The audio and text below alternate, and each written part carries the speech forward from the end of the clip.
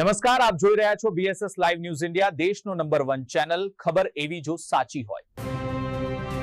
ગામના બાળકો ગામની સ્કૂલમાં જ ભણશે. કિડાના ગામ રહેવાસીઓની સ્પષ્ટ માંગ. કિડાના ગામના રહેવાસીઓએ એક સુરમાં માંગ ઉઠાવી છે કે ગામના તમામ બાળકોને ગામની સરકારી પ્રાથમિક શાળામાં જ ગુણવત્તાપૂર્ણ શિક્ષણ મળે. બહારની શાળાઓમાં બાળકોને મોકલવાની ફરજ પડે તેવા કોઈપણ નિર્ણયનો ગામજનોએ વિરોધ વ્યક્ત કર્યો છે. ગામલોકોનું કહેવું છે કે ગામની સ્કૂલોમાં પૂરતી સુવિધાઓ, લાયક શિક્ષકો અને સલામત વાતાવરણ ઉપલબ્ધ કરાવવામાં આવે તો બાળકોને દૂર મોકલવાની જરૂર જ નહીં રહે.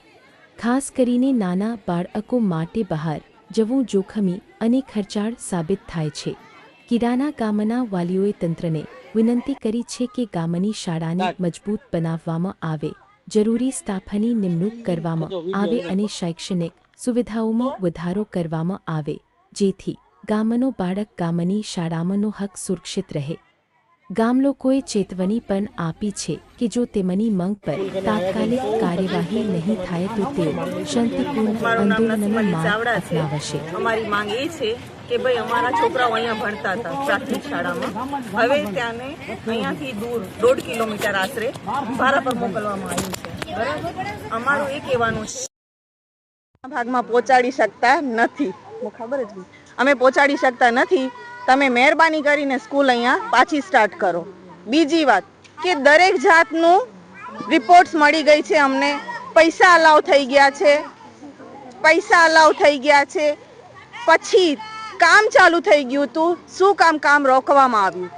સ્ટે ઓર્ડર અમને રિટર્નમાં જોઈએ કે સ્ટે ઓર્ડર આપ્યું છે તો એમાં શું લખ્યું છે તમે લોકોએ, કે શું પ્રોબ્લેમ છે?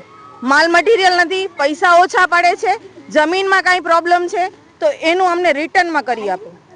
નહીં તો અમે કોઈ પણ અમારા બાળકોને સ્કૂલ નહીં મોકલીએ. એની જવાબદારી પ્રશાસનની હશે કે અમારા બાળકોનું જીવન અંધકારમાં જાય છે. અમને આ સ્કૂલ સ્ટાર્ટ જોઈએ છે, જેટલું બને એટલું જલ્દી કરો. આ સ્કૂલ ચાલુ થયું કામકાજ તો બંધ કેમ થઈ ગયું? શું થયું એ ખબર નથી. એન્જિનિયરનું એવું કહેવાનું છે કે ભાઈ મને ઉપરથી કોલ આવ્યો હતો કે ભાઈ કામ બંધ કરી નાખો. કોણ છે એન્જિનિયર?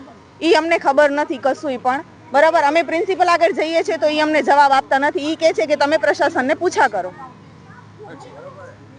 પ્રશાસનને પૂછા કરો જી.